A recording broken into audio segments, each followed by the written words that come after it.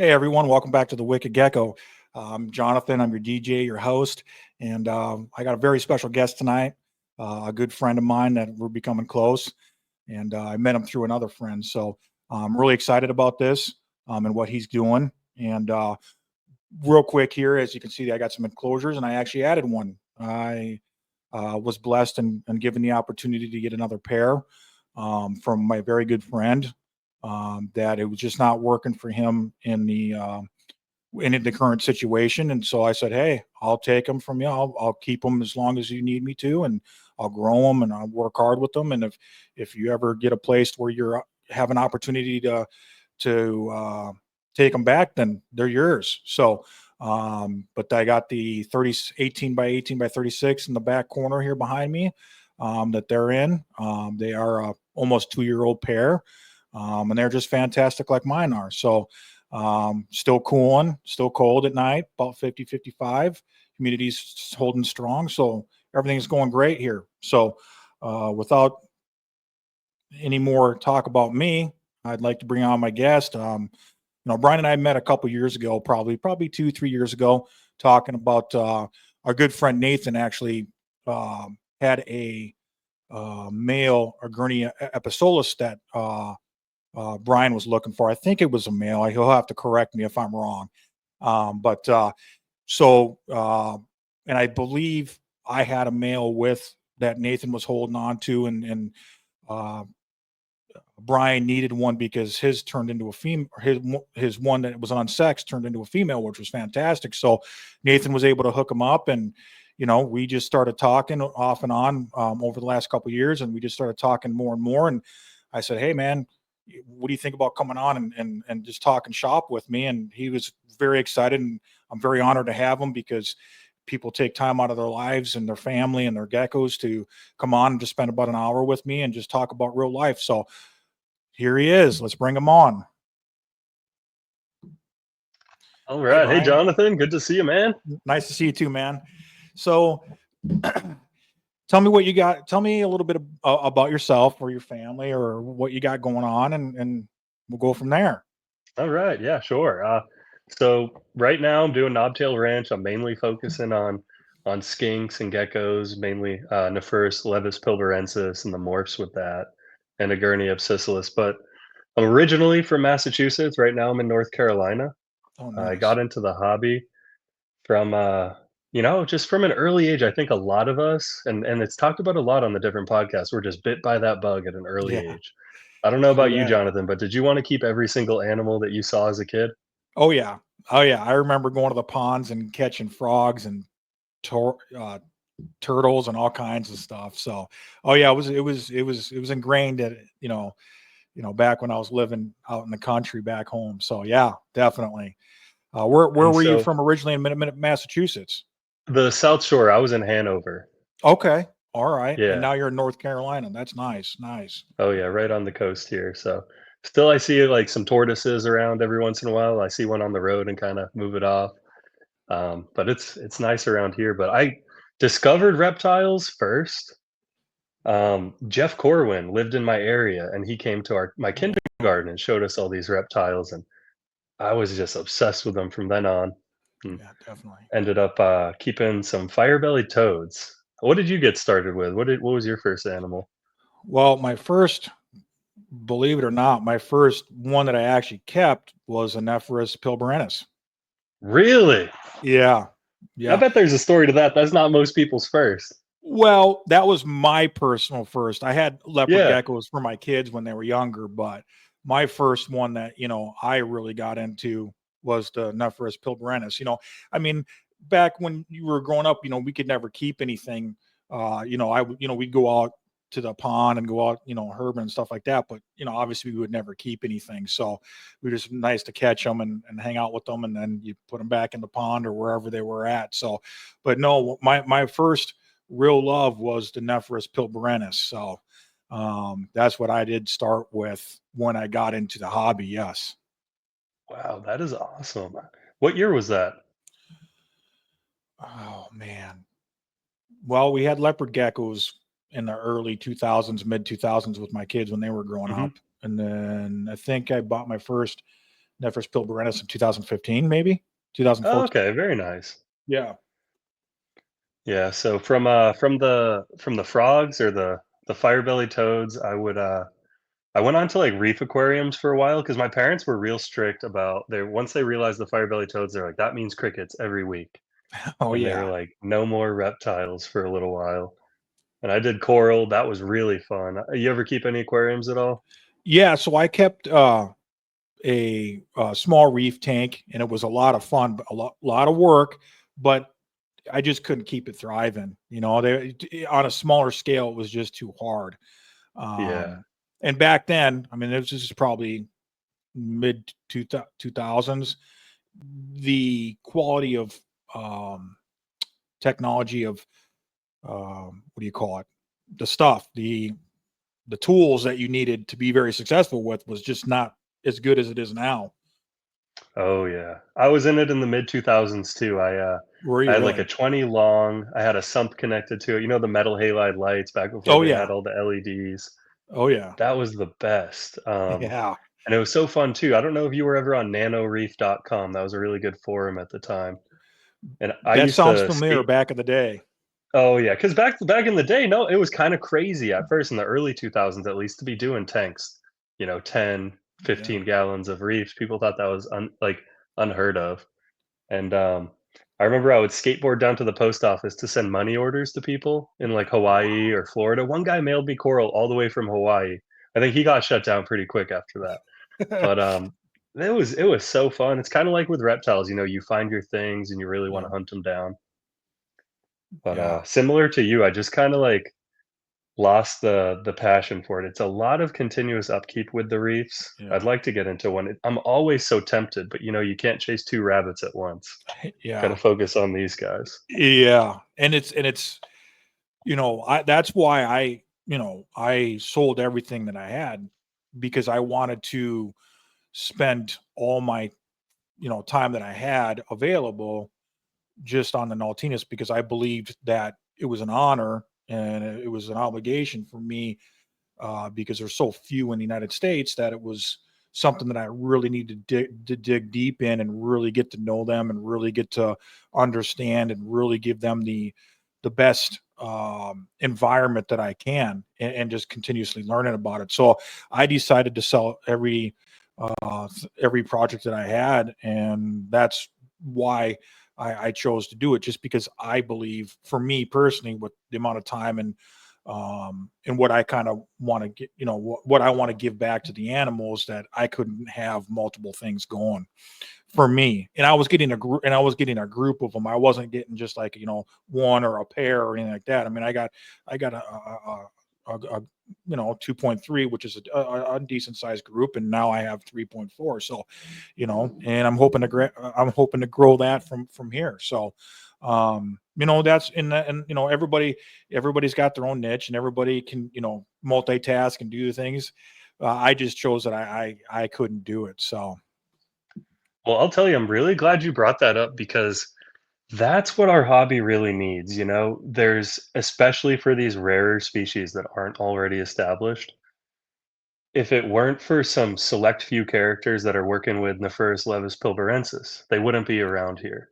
And absolutely. if it weren't for a few of those guys being very diligent, very selective breeders, you think about those guys that put a lot of thought into their pairings, and a few come to mind, and they're the reason we have these like amazing colorations and great structures. And you'll even see it before the crested geckos got popular. There were a few guys that just put everything they had into it. Yeah. I'm excited to see what you do with the Naltinus. That's awesome. Thank you. Yeah. Tom Wood comes to mind. Oh, You know, exactly. He's the classic Tom Wood example. is the godfather, one of the godfathers, I believe. He has taught me so much in the Pilbrennis.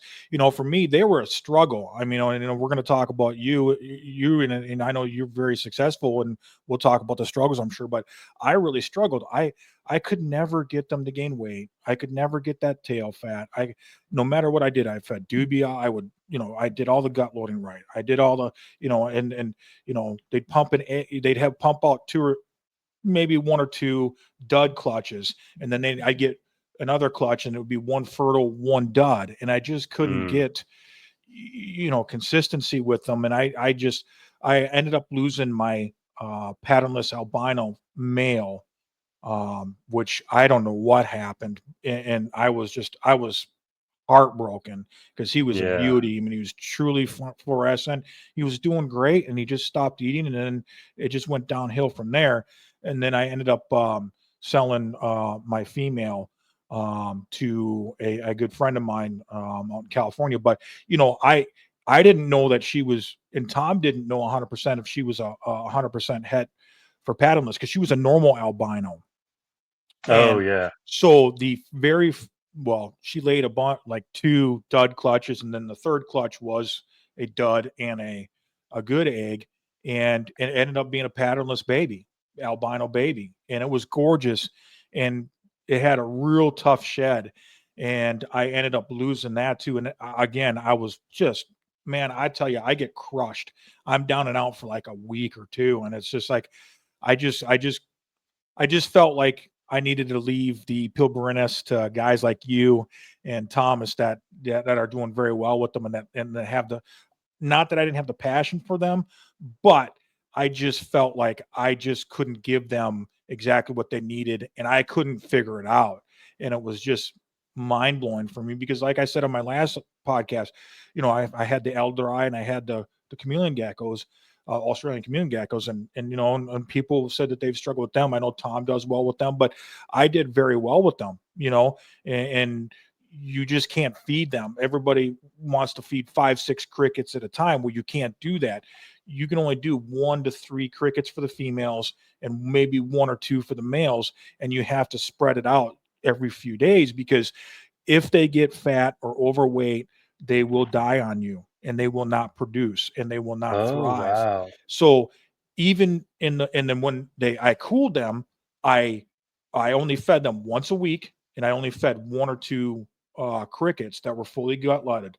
And that's what I did. And the female was so healthy. She was, we had 3 clutches the first year and then one the next. And then I moved on from them. But that's what and Thomas told me. He goes, Jonathan, he goes, a lot of people want to overfeed these guys because they will crush it. You know what I mean? They're very they're very hungry, but you really cannot do that because this is what I've seen and this is what I've heard that happens if you do that. I've heard, I've got friends that have actually that's happened to, and this is what they were doing, and this is what I found is the sweet spot for me where I get consistent productivity. I get a healthy gecko that's thriving. I mean, they would be out every night at dusk hanging upside down on the vertical not tubes but wood, and they were a fantastic gecko. But again, I needed to move on because I had this project hanging out. So but yeah, so it was but the Pilberinus is what I know we're going to talk about here in a little bit. And listen, there is nothing like them in the knobtail, in my opinion. You Oh, know, I agree. I love the aspers. I had some aspers.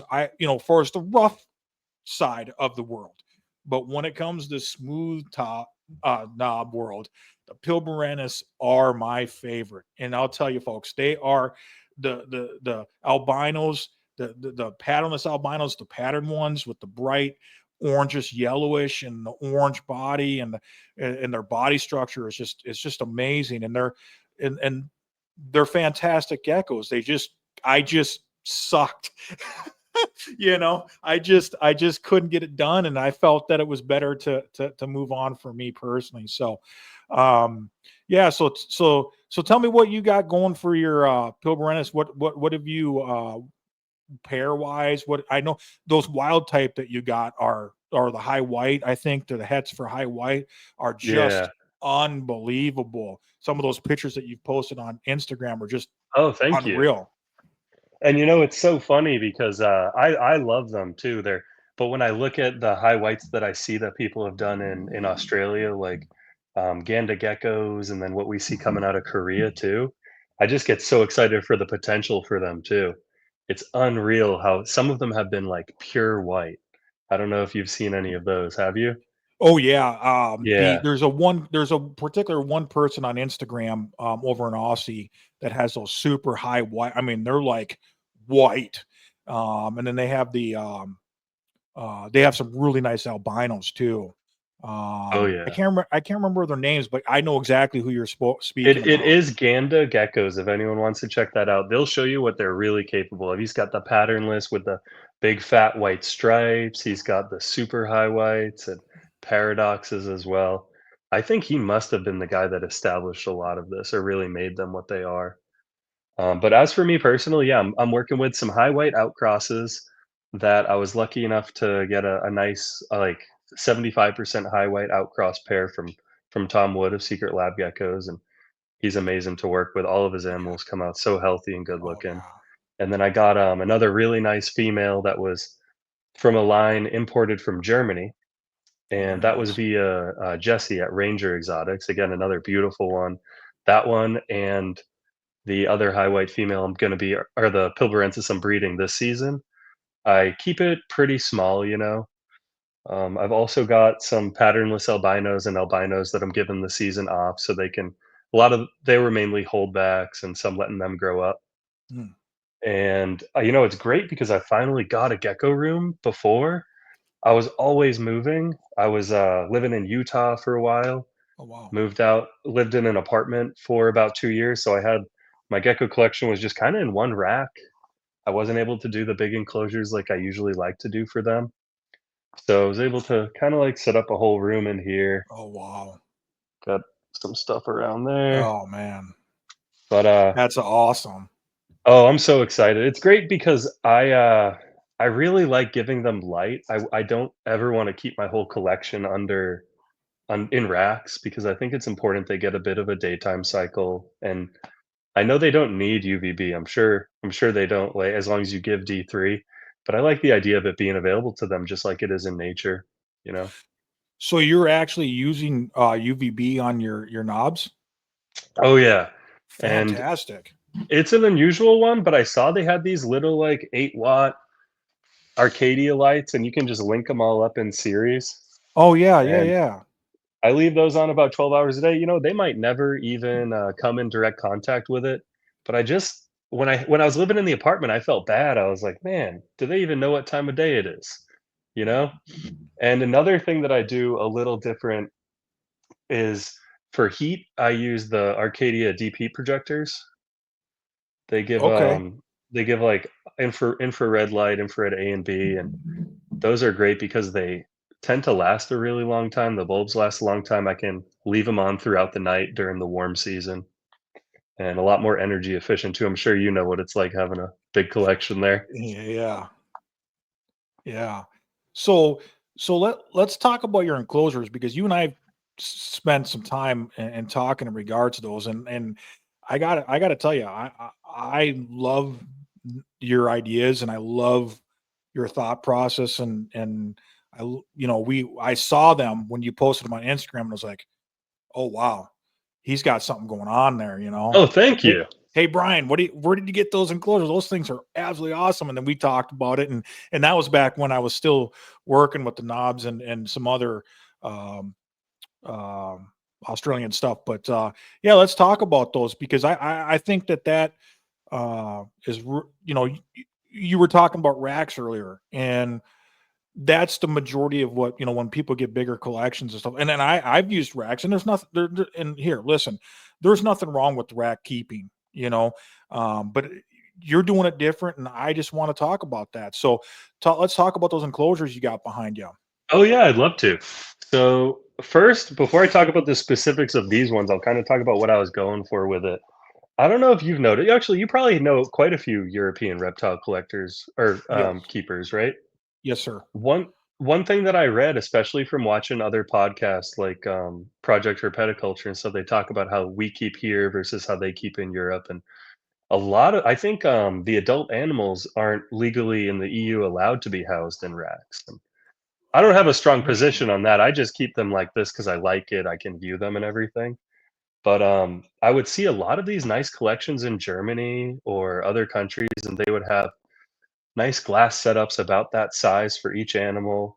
And the other thing those guys do I may be overgeneralizing, but they seem to focus a little more on one species. I've heard that in America, we tend to be a little one of everything, Yeah. but, I kinda modeled it after that, and these tanks are from I don't know how it's pronounced, but it's Oyibo. It's a company in China that makes them, and they stack well. Before I moved here, I had 20 longs on baker's racks, Okay. and you know how that can look? It looks a little makeshift, it didn't quite it was in my, I was still in school, so it was in my living room and everything, and I was like, "Oh, a little more industrial than I'd like." So I found these ones, and they're just perfect because perfect amount of space for in between for the lights here, nice and modular too, and I've got them on a shorter baker's rack. Got another Oh, tank down nice. there. They seem to multiply. And for They, this bit, that's what they do. got another room for anything else here, always looking for Oh, future I'll, residents. absolutely.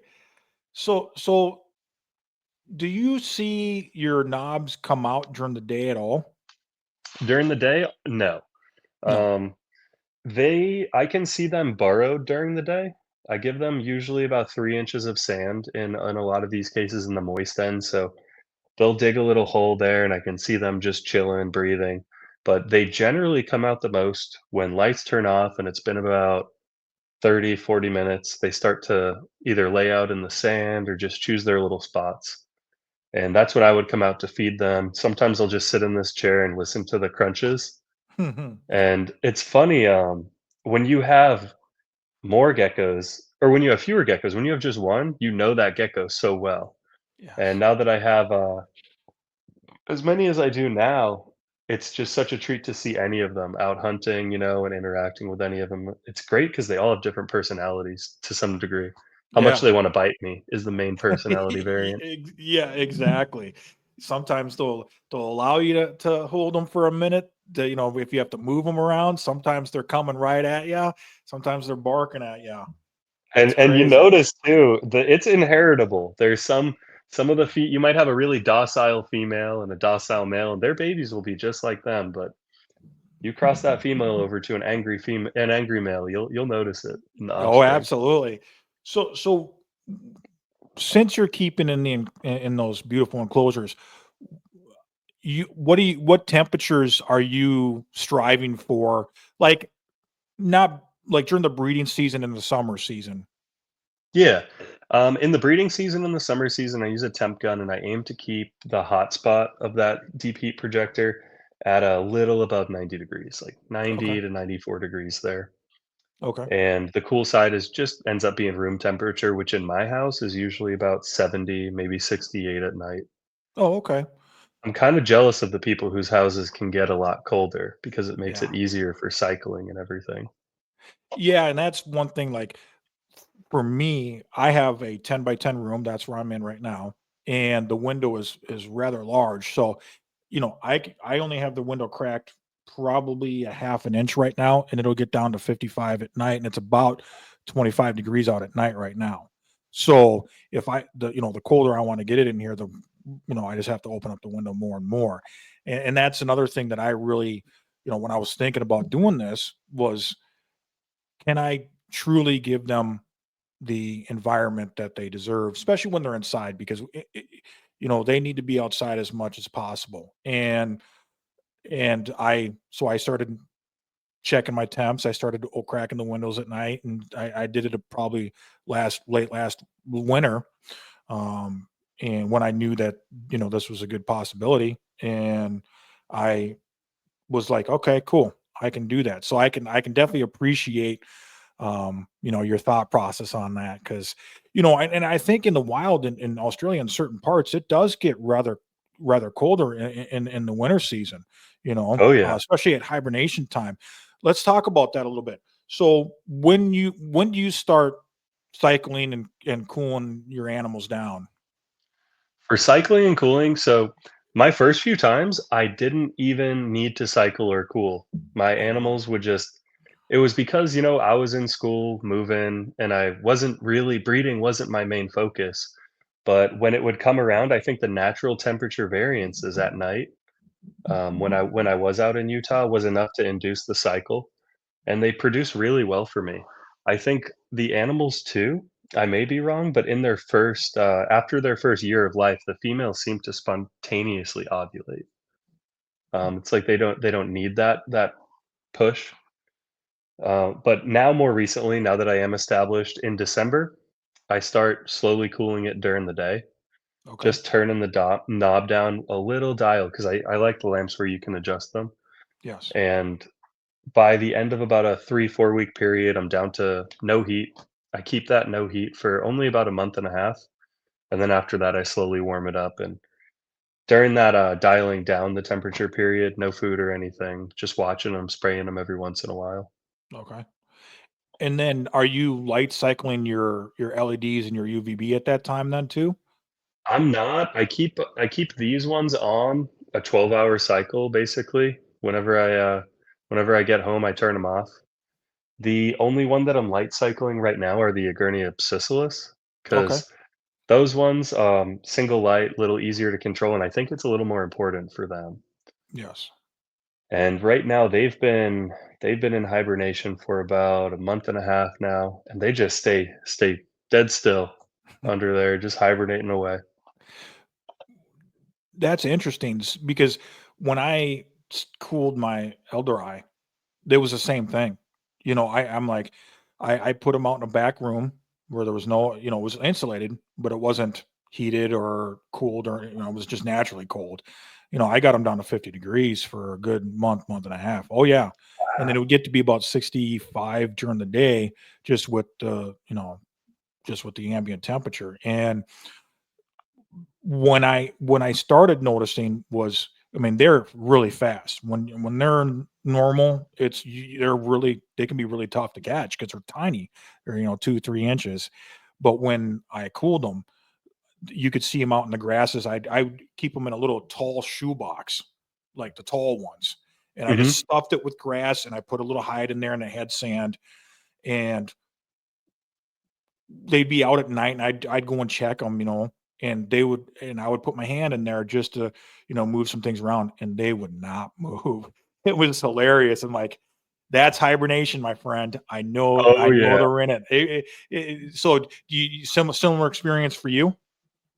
Oh, yeah, definitely. I mean, I haven't been disturbing them very much, but it is funny during the first few weeks, during of their hibernation, because it was my first time hibernating them, I would shine a little flashlight on my phone, and then, like, you see their eyes would just be like, "What are you doing?" You know? And, after that, I was like, "Alright, I shouldn't be waking them up too much." But, yeah, Yeah. they're very sluggish. I don't even know if they drink. I've got a camera in there, but I haven't been able to capture any movement. It's not sensitive enough to see that. Are Um you spraying them at least once a week still, or what? How are you just doing? Just letting them be cold? I'm just letting them be cold. I'm a little worried Okay. about the effects of, like, getting them moister, you Hmm. know? If they do need water, it's there, and I don't even spray the enclosure, Okay. uh, as we're seeing that because they do come from, as far as I know, a pretty dry part.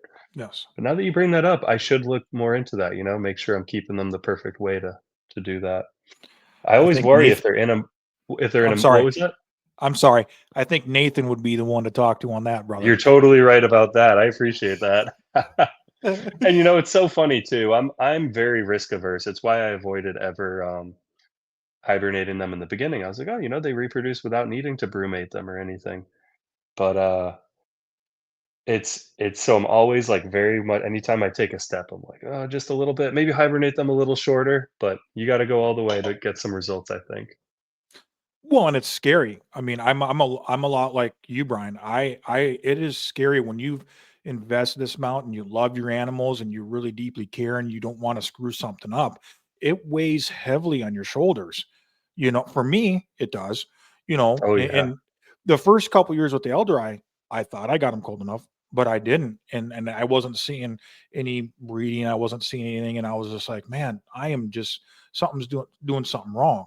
And then I said, you know what? This last year, I'm just gonna put them out in the back room, and I'm just gonna light cycle, and I'm just gonna let the natural temperature, and hopefully it doesn't get closer under 50 degrees. And that's what I did, and that was it. It seemed to be the sweet spot. But yeah, so with the Episolus, I noticed I know that you had a female. Was she pregnant?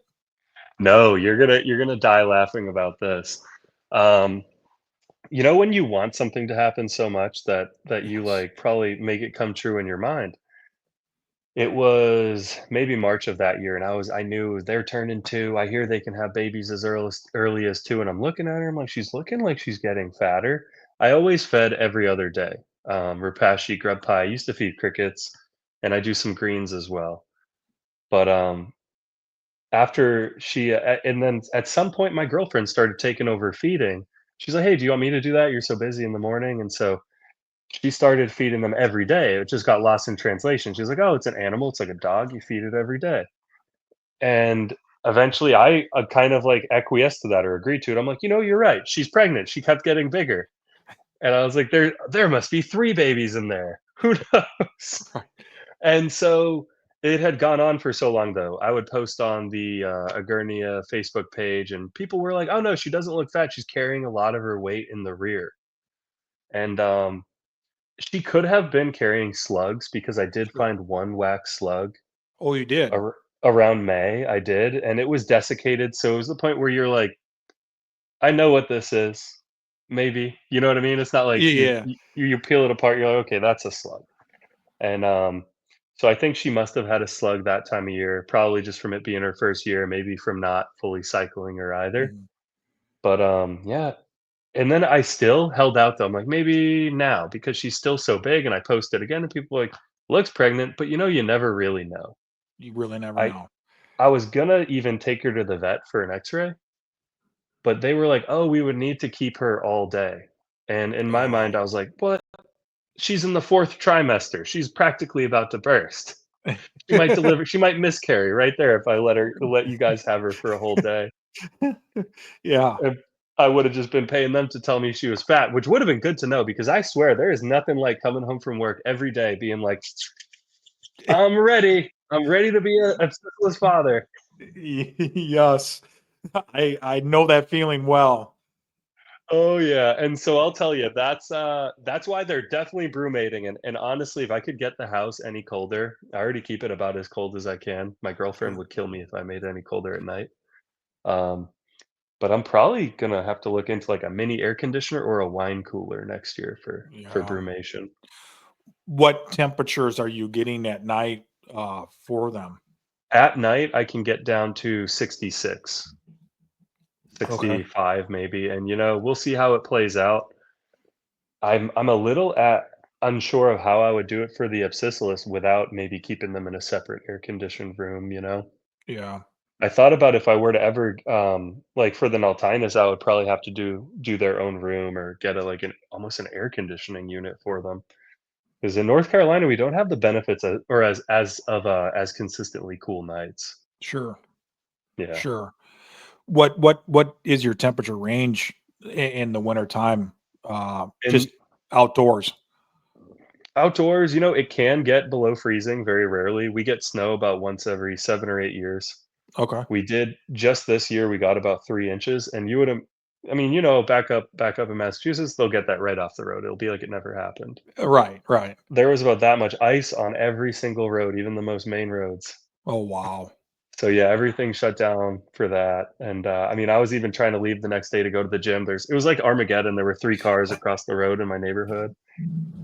So That's hilarious. so to say that it rarely gets cold. Um, Usually we'll have days that average about the 50s in the winter. Oh, okay. Alright. Yeah. Alright, so with the back to the Pilbara, so are are you so you said you're not feeding at all when they're hibernating, and then Mhm. when you start bringing them back up, are you feeding right away, or are you waiting until the temperature gets to uh, full heat? I generally am gonna, like, fully heat them up, I wanna make sure they're fully awake, and that way they're not half in hibernation getting stomped on by a cricket. I don't think they would even, maybe show interest if unless we were at full heat. Yes. And so that'll take about 10 days, and again, this is gonna be my first time, I'm only doing it for a few of these, for the high Okay. white ones are the ones that are being hibernated right now. Okay. And I'll be waking them up. So my plan, it's not something I've even done yet, but my plan is to just heat them up over about 10 days to 2 weeks and kind of observe their behavior, because when you're doing something new, you've got to track it like bit by bit and make sure. And I'd probably offer them all a cricket at an earlier stage, maybe at that week mark, and see how they're interacting, see how they're doing activity wise. How many crickets are you keeping at a time right now? Oh man, it is so funny. One of the bigger breeders up the road from me was talking to me. He's like, "Oh, hey, where do you order your crickets from?" And I couldn't order crickets because I was at an apartment complex where you're not really allowed to have pets. It was like one of Sure. the ones on the beach there, and and so I would go to Petco like 2, 3 times a week for like 80 crickets, you know? Nice. So, I keep about 100 at a time generally, but I've started ordering now that I have the house. I started ordering a box of 1,000, Sure. but there's nothing like opening them up either on a hot day or a really cold day, and you're like, "Oh, man, there goes half of them." You ever had that Yeah. happen? Oh, yeah, I mean, I ordered, crickets all the time, and they'd either come half dead or all dead, Mhm. or, it's just, and listen, I know crickets are the staple of things, but I am not a fan, and I almost had a cricket infestation here because I have, 3 girls in the house that are not fans of bugs at all. Oh, yeah. And it just got to the point where they were finding crickets all the time, the quarter inch, not very many of the big ones so much, but the small quarter inch for the elder eye, they were finding quite a bit. And it just got to be too much. No matter what I did, no matter how careful I was, no matter any of that stuff, it just got to be too much. So, it was one of those things to where now I'm feeding black soldier fly larvae. I feed mixed rapashi food. I'm feeding waxworms maybe once every 2 weeks. And the black soldier flies will actually, sometimes they turn into flies and they turn into flies in the enclosure, and then they're flying around, and you'll see the gecko, going after it. Oh, I've that is actually seen. cool. Oh, it's way cool. I actually saw a female grab one about probably a month ago. It was awesome. It was awesome seeing that. So but in the summer I'm hoping to feed uh dubia, because I can have those outside. They don't want them inside, which is fine because they're a roach. And then I'm hoping to do black soldier fly larvae or black soldier flies, blue bottle flies, which is maggots, and that's just a whole different. Mhm. I can't do that inside.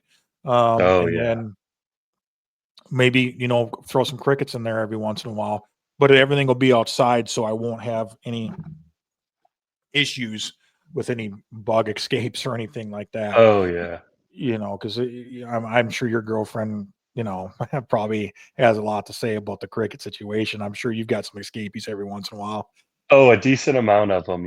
Every night I feed them. I'm feeding them in the dark, because you wanna have them out and about, and I'm like, "Oh, alright, they're like popcorn, man, it's like Mexican jumping beans." I'm like, "Only 3 got away tonight." Yeah. And she's, pretty accepting of it, she's like, "There's a cricket, go get it," and I'm like, "Alright," and sometimes she'll catch one. It's a little ridiculous, but, she views it as, like, my roommate, when I did have a roommate, he had a bearded dragon, he had a dubia colony. Oh, And wow. you know the noise of a well-populated dubia colony? Oh, yeah. It's like the Yes. Yeah, and she was like, "Yeah, you can do anything as long as you don't have a dubia colony." And I'm like, "Oh, I'd save a lot of money on feeders, but okay." Yeah. Well, and let's talk about nutrition for a minute because, when I kept, Pilberennis and, Aspers and Stellatus, the dubia, I noticed that probably the healthiest time of my animals was probably when I was feeding dubia, you know. I was gut loading them real good, and then dusting them real good, and I was using the Rapashi stuff, and I'll tell you, that was probably pretty close to the time that I had the healthiest animals, and things were not so stressful for me, Oh, yeah. and I wasn't losing weight, but at the time they were young enough, so they weren't even breeding anyway. So it wasn't even a thing for me. But um, I've felt that dubia are awesome, but you can't have. I can't have them inside just because they don't want, the girls don't want them inside, even though that they're in enclosures, and I respect that. Not bugs are for everybody. So we're just doing the larvae and the stuff in the mixed food here while they're inside. And again, they're not eating much. They're hibernating, but they do eat probably once a week. And I at least try to get it. I tongue feed the wax worms, so I make sure that they're getting the nutrients. And I'll occasionally I'll see them eating the mixed food, and I'll see them going after a black soldier fly, like I said. But generally, I'm not seeing much eating habits right now. So, That is um, really interesting. I never would have thought about feeding during brumation because I thought they might not digest it as readily and it might cause them issues. But the breeder that you got yours from, he feeds throughout the brumation period? yeah, and the reason for that is because they're juveniles, so I'm not Ah, getting them yeah. as cold as the adults. If I get them colder, then absolutely not, you know.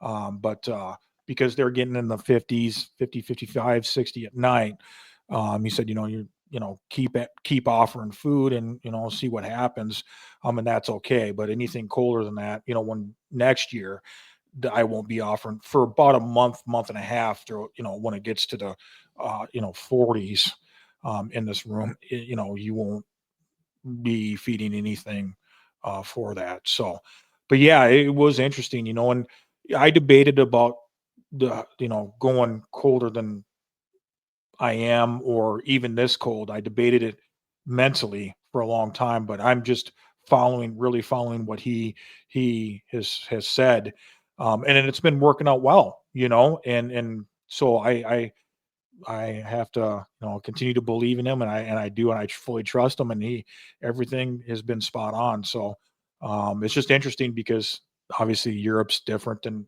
the weather and the temperature and the barometric pressure and everything is different than it is here. They can get it more humid. Me, I have to use a humidifier to get the relative humidity up, especially when it's really dry.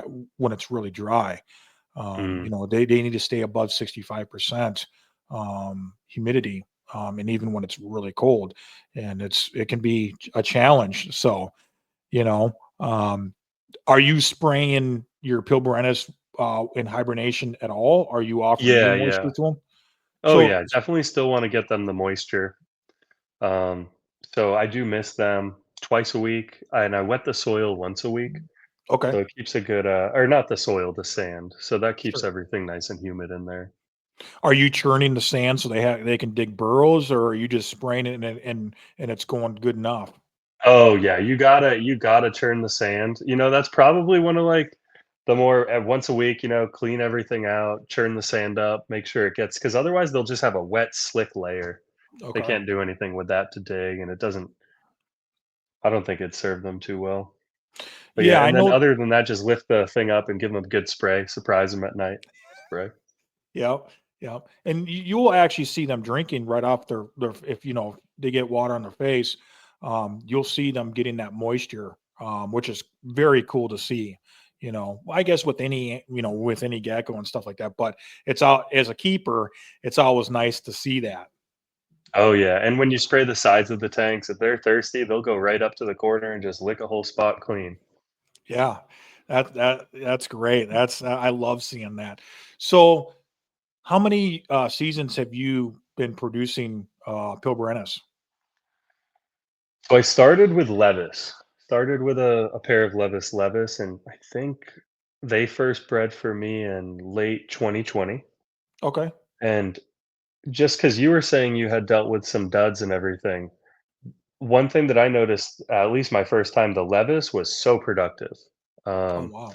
the Pilbarensis do differ a little bit in terms of that, but this female in her first year, she was probably about a year and 3 months when I bred her, and she gave like 12 eggs, maybe Oh, 14, wow. all Wow. fertile. That's And amazing. she laid them like clockwork every 3 weeks. It got to the point where I kind of knew when she was going to lay. And I would look under the baker's rack and I would see her digging. I've even got a video of the eggs coming out. Oh, wow. And she was just like a champion at breeding. I retired her after like 2 years because I decided to focus on the Pilbarensis. But so with Pilbarensis, I think it's probably been 3 wait, how many years has it been since then? 4 years maybe with Pilbarensis. Okay. I start my first pair was from Tom at Secret Labs as an albino patternless pair, and those bred and they did good, not as many eggs, of course, because I was expecting I'm like, "Wow, I'm gonna get 12 again this time," you know? Had Yeah. such a great experience. Um, but that one, a slower season, I think she had, like, 4 or 5 babies her first season that some Oh of wow. them were duds and everything. But they man, they're just such striking babies, you were talking about that one, the little baby, and they can sometimes hatch a little more fragile too. Yeah. Maybe it's just the line breeding with the Pilbarensis and everything, but some of them can be a little, like, I've had 1 or 2, especially when it's the female's first egg, the babies can need a little encouragement to eat, and so I've had to before, like, tear off the head of a really small cricket and almost, like, dab it on their nose, and they'll kinda eat it that way. Oh wow. Um, yeah, because you wait, like I wait always about 7 to 10 days before feeding them there. Okay. Why do you think it is the Levis and then the Levis pilbarensis are so different? Yeah, I'm not gonna say different, but different in the breeding aspects. Do you think do you have any thoughts on that? Well, I can't say because my sample size is so small that I might be misattributing, Sure. my limited observations with the 2 subspecies, and my only guess would be maybe a smaller founder population, but I can't even say that. I don't know if we had more Levis brought in compared to Levis pilbarensis. Um 'Cause I've still got plenty of really strong Pilbarensis, and maybe it's just the fact that maybe they need more cooling, I'm not a guy Yeah. that had been cooling, and maybe the Levis are more tolerant of that. Another thing that kinda slowed down my breeding, because there you just like you were saying, there's always setbacks, and Yeah. it's really how you take them, because 'cause you'll encounter them, but the one that I had was when I was moving to Utah or from Utah over here, I shipped all my geckos on a Thursday. And they didn't I flew over, that morning, got there on Friday, went to go pick up my geckos, and they weren't there. And I was Oh. like, "Yeah, all of them." Oh. And, so I was like, "Alright, what's gonna happen now?" I was, like, about a drive. On Friday, I was gonna drive from here to Raleigh, it's like a 2-hour drive, and just be like, "Give me my geckos." I was calling they said they would feed them. They're like, "We'll take them out. What do they eat? We'll feed them." I somehow got to someone on FedEx that said that. That wasn't gonna happen. And, I was, like, holding out, maybe a Saturday delivery, not happening. I didn't get them till Monday. Oh wow. Yeah, so that was, uh that was something that held things back a little bit. Sure. One of the animals, that gorgeous yellow patternless, never I don't think ever really recovered from that, so she started to go downhill, but, you know, that it's been really good working with Pilbarensis, but I think things that were not even attributable to the species may have gotten in the way of my observations of their breeding. Yeah. So did everybody else recover Mhm. from the shipping? Yeah, fortunately, I was actually, I think I was only shipping like 4 or 5 of them as my whole collection, you know? At the time, it's grown a lot since then. That Sure. was before I had the high whites and everything, fortunately. Sure.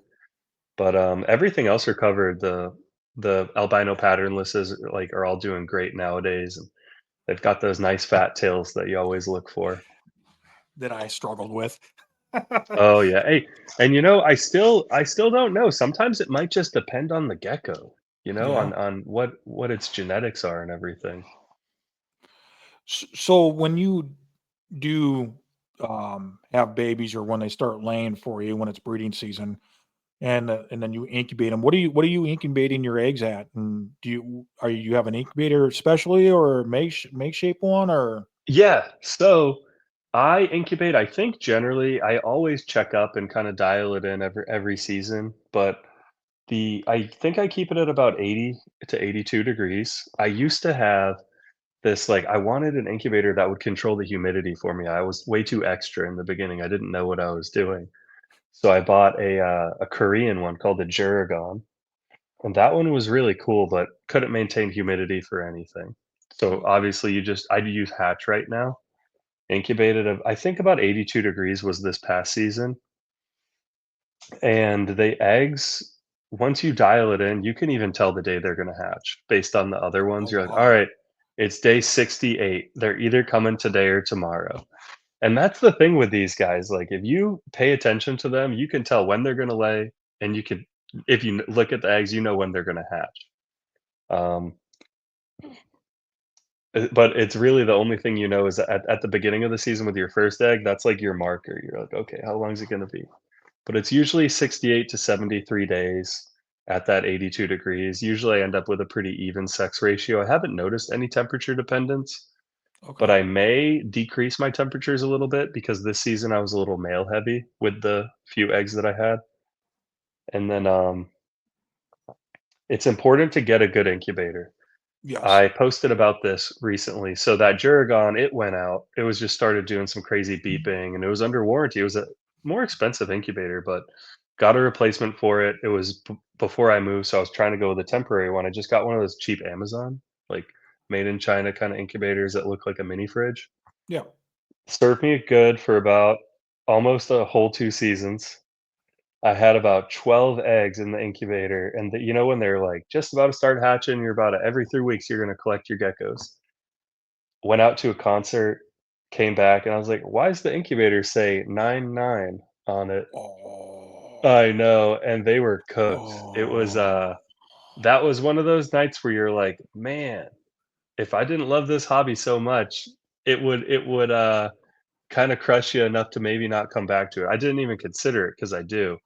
But man, those that was like one big setback right there, and it made me realize always buy quality equipment. I ended up getting a PVC incubator, or like the ones that the custom guys make, Yeah, yeah. and it And was suggested to me. I forget who made it. okay. Yeah.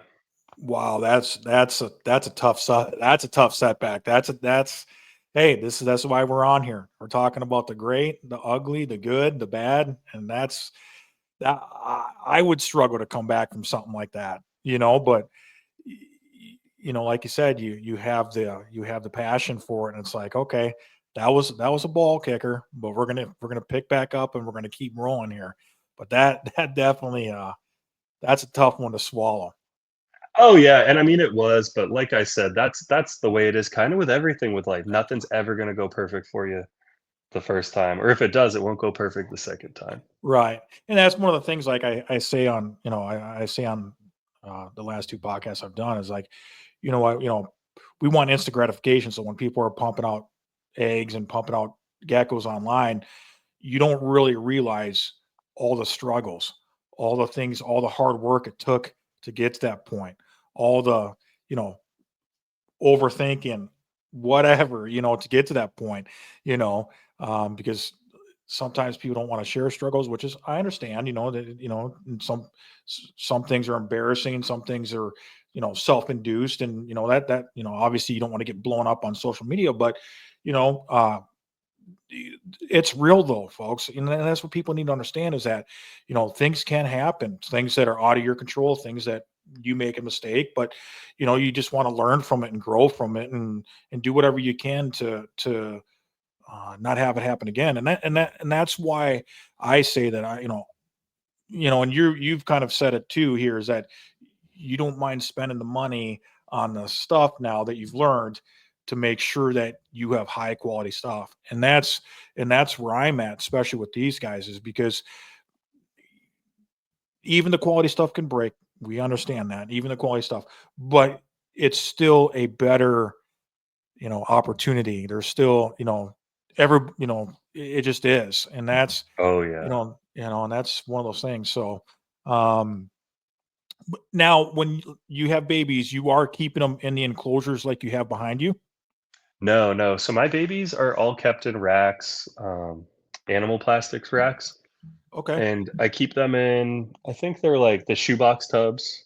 okay, They're about I got one right here. Most of them are empty right now, the babies are moved out, but I got sure. holes about that big, keep them in these, and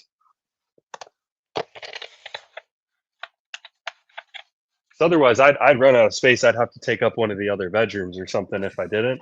But I really like those, and they go right onto sand immediately. They are like little versions of the adults, as you know, Yep. and they just don't eat for the first I wanna say 7 to 10 days, but it's probably closer to 10 days almost as a rule, and they're really easy, they eat small crickets. I think another thing I do for the babies is feed them every day. They really Okay. wanna eat every day. Okay. I noticed those holes on that tub. That's air movement. You know, Oh, yeah. never understate air movement for your animals, you know.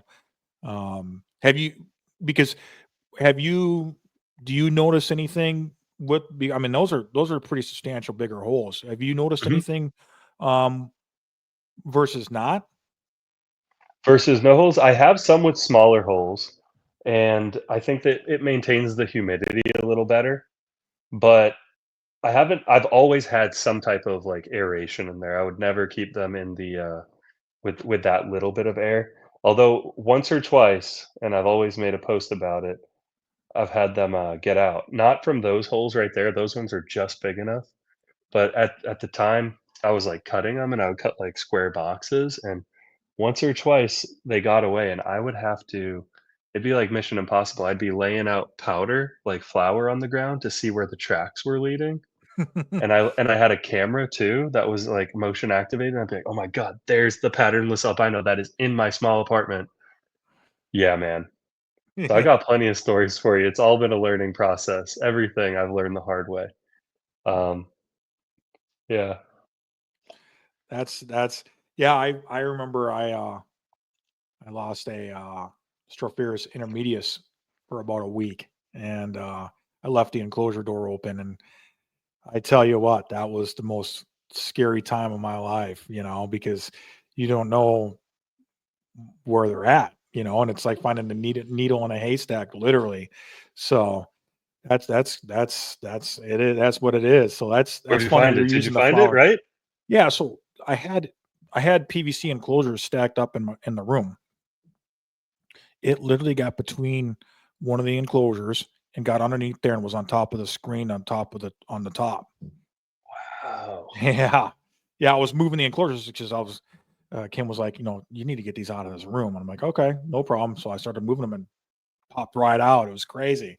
It was It's a crazy. good feeling when you find an escapee, Oh, isn't it? oh, it's a really good feeling. Yeah, it's a really good feeling. So, yeah, so you're cooling your Episolus. They're when are you gonna start bringing those guys up? Gonna do it's a pretty short brumation for them. I started them near the end of December, so I'm gonna start bringing them back up at the end of this month. So it'll be about 2 months total, start warming them up. Once they've been at the full temperature for about a week or so, I'll probably start feeding them there, and hopefully they'll start being active right away. I know the female and the male probably are carrying a bit of extra weight, so Are they can they? handle the weight. Yeah. Has the female lost any weight from earlier? I realized the error of my ways and started, I talked to Nathan about things, and he was telling me, he's like, they'll turn into pigs if you let them be. Yeah.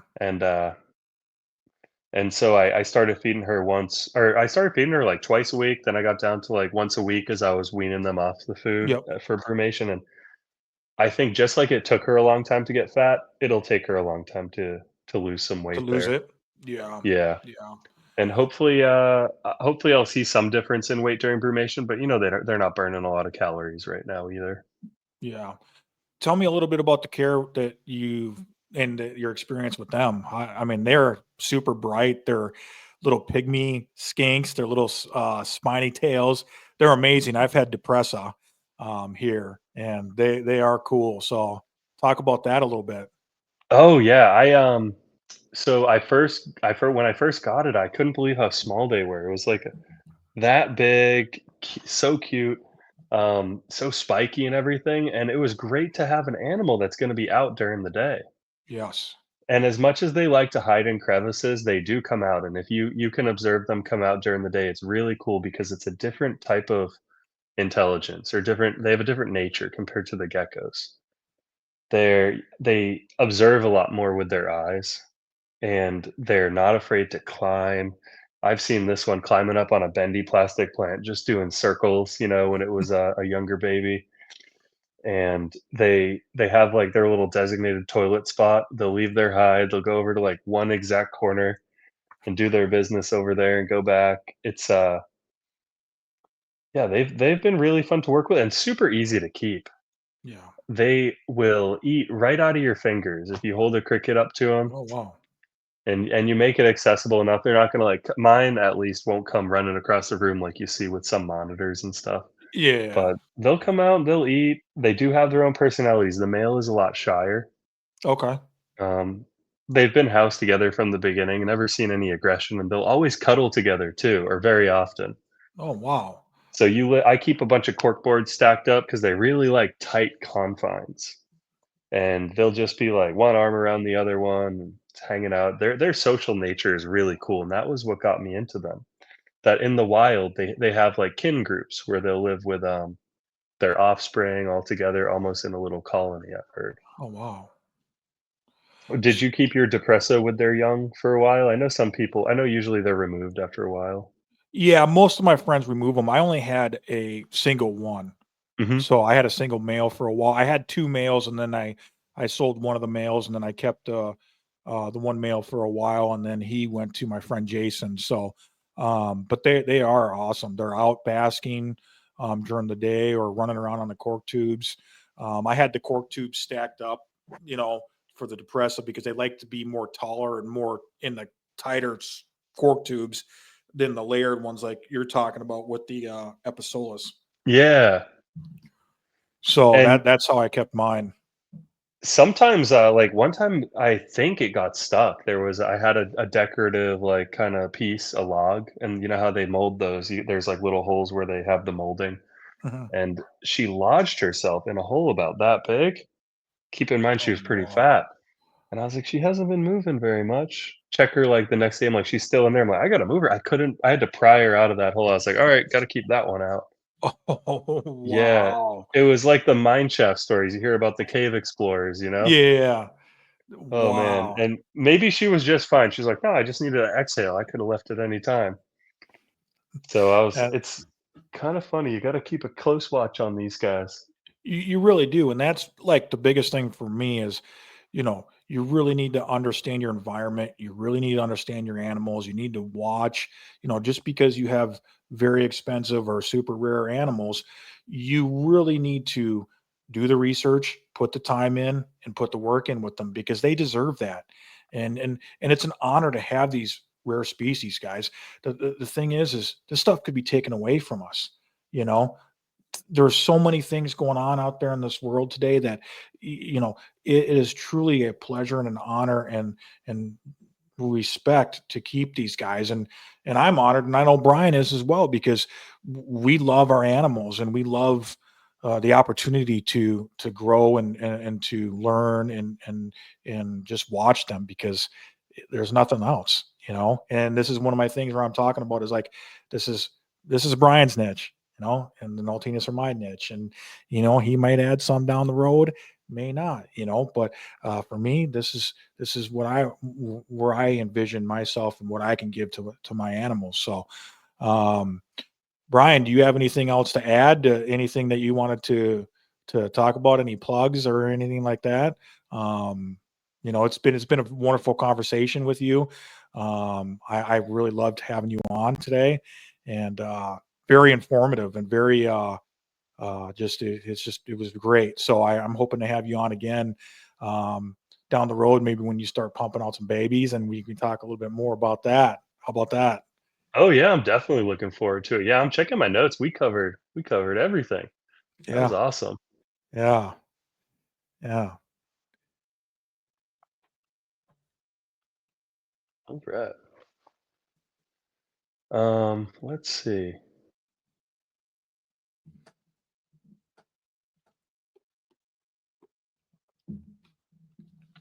I think we covered everything, Jonathan. Anything you wanted to go over?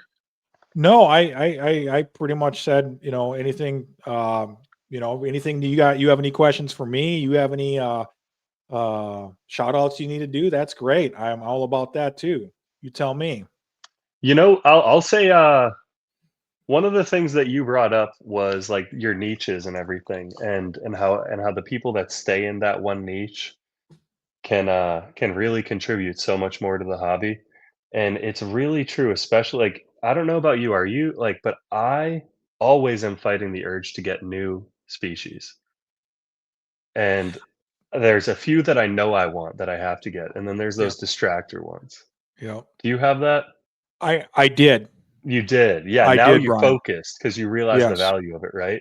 Yes, I did. I mean, I needed to add everything that I could get my hands on.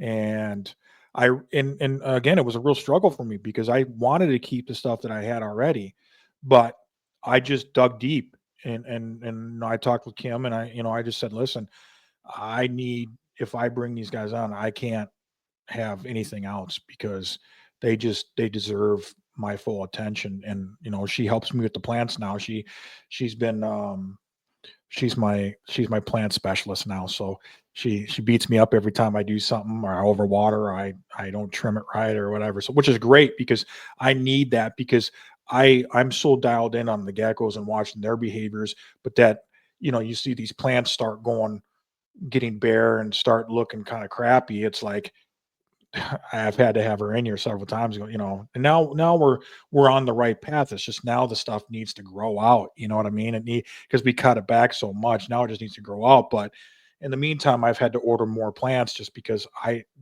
they really like to be up really high, Mm, and the ones that I got today for my friend, you can see in that corner, they were way up there all day. I mean, all day, and you could just see them sticking their heads out when I'd open the enclosure because I saw them and I'm like, I want to take a picture, and you could see them lift up their head a little bit, look at me, and they were both right together, and then they go right back down as soon as I shut the door. It was the funniest thing, and I've noticed that with my other ones too, but it was more when they had more leaves and more stuff on it. And now they're starting to get bare, and it's just I've had to swap plants out, and now I have the ones that are underneath there that are just too bare that I can't even do anything with. So I ordered a few more, and we'll see. And like I said the other day, it's you order plants, you think you're going to get a big plant, and you don't. And it's so hard to order plants, and unfortunately, I'm a stickler, and I'm with what I want to do. And I really want to provide what was recommended out of the book because I believe that that's what needs to transpire for me. So it's been tough for me, and I know that those plants are safe. That's the biggest thing. I know that those plants are safe that is recommended in that book for these geckos. So yeah, and I think exactly what you've kind of, embarked on a journey doing just one species, focusing on it, and I could see even now you're like, "Oh, the plants aren't growing right," or, "We're working on this." You're always fine-tuning it, and the power that it has of focusing on one species, 10 years down the road, you'll be amazing. Well, the legend at it, and that's what this hobby needs are people that are sticking with a single species, or not a single, but keeping their focus on a species for a long time. Because your first 3, 4 years, you're gonna be doing a lot of figuring out, and you'll probably keep doing a absolutely. lot of figuring out throughout it, but every year you get better, your equipment gets better, and your Yeah. techniques get better, your bloodlines get better. As long as you have that long-term mindset, and when I think about the people that have that, we already mentioned Tom. Regarding Agurnia, there's, Bill Gaines, who just recently retired, Yeah. and he kept depresses, and I think he kept them for a very long time, at least 2 decades. Yeah. People would He know did. better. And I just can't imagine how well he got to know that species and how effective he got at keeping them to the point where he must be knowing exactly everything they need. This one needs that, and I know he probably had a lot of lessons to learn. And you think about the people that made leopard geckos what they are today, Yeah. um, crested Absolutely. There was a geckos, lot of and lessons there. we've really gotta. I gotta give a hat off to you for taking on the challenge of the Naltinus, or the Thank you. Naltinus. How do you say it? No, Naltinus. Naltinus. Um, 'Cause that's what we really need. There have been species that you're aware of, Paradura musobi. We don't have Yep. those anymore, and we're never gonna get Yep. them again. Yep. I had a And male. yeah, the Yeah, last he one was probably, you awesome. know? Yeah, he was. He was given to me from my good friend, and he was here for quite a while, but he was very very old, and I just think that it was age related because he was doing just fine, you know, again it was dialed in and stuff like that, and maybe I could have made a mistake. I don't know, but you know, I just think that I know he was at least 7 or 8 years old, so um, captivity for a Masobi, that's a long time. So Oh, yeah, and who knows how old he was when he came over here. true, true. Yeah. Yeah. But that's I will tell you that's another species that deserves somebody to take that on and because there's a couple Europeans that are doing very, very well with them and have them dialed in and doing wonderful things with them. So it would be awesome for somebody in the States to do that. And I actually thought about it before I did the Noltinus. I thought about it because I just loved having him. He was just so cool to keep and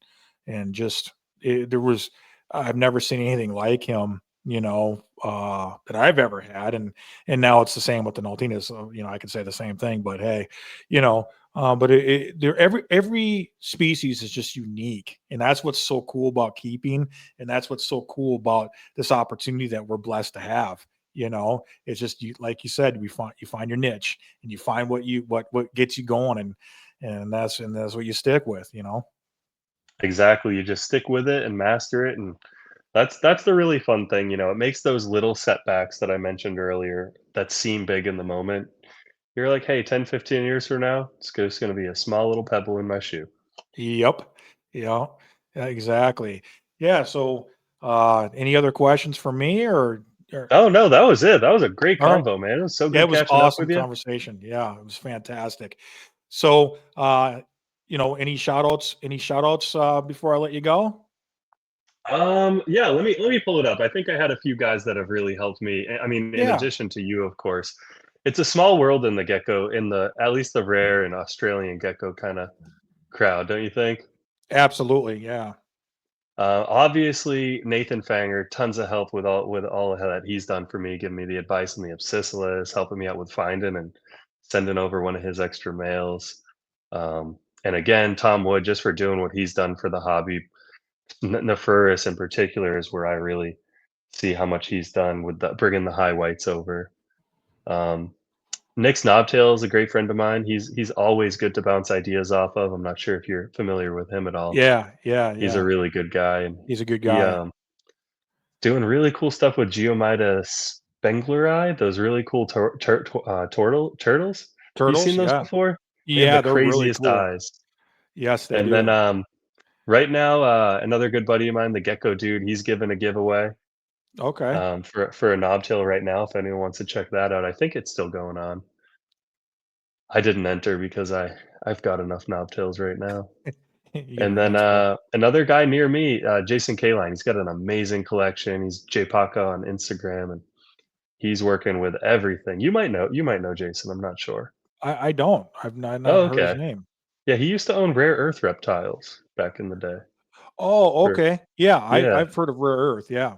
Yeah, Mhm. he's got some amazing stuff going on. And just like you were saying, it's amazing that the people that we meet, and you always meet everyone's a little bit similar in this hobby. We're all united by being those people that are just obsessed with animals and always reading about them. Yeah. Yeah. Yeah, and then and I always say that all the time is I've learned more from other people about life and about friendship and about responsibility than any care sheet or anything I've ever learned about an animal. So, and that's what I love about this hobby.